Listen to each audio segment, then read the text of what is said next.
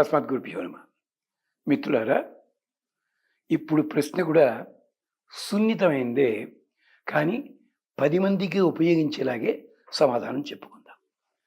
ఏమండి, రాగి పాత్ర, రాగి పళ్ళెము, అసలు రాగి ఇది ఎందుకండి? ఏమిటి దాని పవిత్రత? అదేమిటి? దానివల్ల వాస్తు దోషాలు పోతాయా? సాముద్రిక దోషాలు పోతాయా? ఇంట్లో అశాంతులు పోతాయా? ఎవరు నమ్మాలండి ఇది? ఓహో! అదే సంగతి.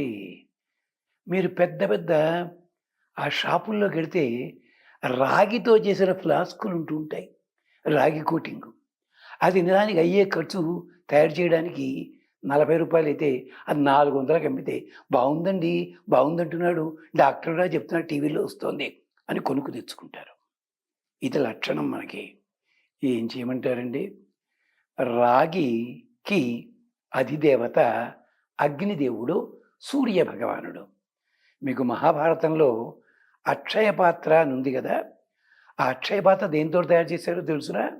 మనకి సినిమాల్లోనూ అక్కడ వెండి బంగారం చూపిస్తారు.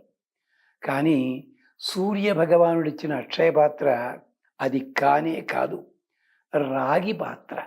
తామ్రము, రాగి అది ఇచ్చాడు. అంచేత వంట చేసే ముందు ఆ వస్తువులు రాగి పాత్రలో పడేసి నీళ్లలో నానబెట్టి అది వంట చేసినట్టయితే అక్షయంగా వస్తుందని సూర్య భగవానుడు చెప్పాడు. అది పట్టుకెళ్ళారు. పాండవులు అరణ్యవాసంలో ఉండగా వాడుకున్నారు. తరువాత మళ్ళీ దాన్ని జాగ్రత్తగా సూర్యుడికే వరుణదేవుడి ద్వారా చేర్చేశారు. ఇది భారతంలో ఉంది. అక్షయ పాత్ర మొదటి భాగం తీసుకుంటాం, రెండో భాగం మనం పట్టించుకోం.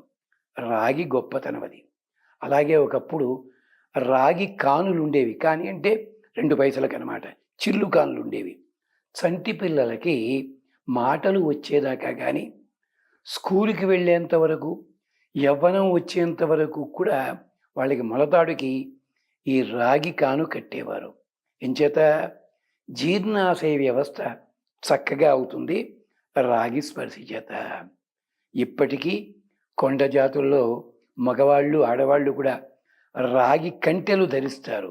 ఎంచేత రక్త ప్రసరణ బాగుంటుంది, దుష్ట శక్తులు దూరంగా పోతాయి. అలాగే వాస్తు ప్రకారం కూడా రాగి పాత్రలో నీళ్లుంచి ఈశాన్యమూలలో కానీ మంచం కింద కానీ పెట్టుకుంటే చక్కటి క్షేమం కలుగుతుంది. మర్నాడు ఆ నీళ్లు తాగినా సరే, స్నానానికి ఉపయోగించినా సరే. ఒక్క రాగి మీదే 1975 ప్రాంతాల్లో హిందూ పేపర్ వాళ్ళు సైన్స్ అని వస్తుంటుంది కదా, ఒక దాంట్లో 6 పేజీల వ్యాసం ఉంది. ఓపిక ఉంటే సరదాగా చూడండి. స్వస్తి.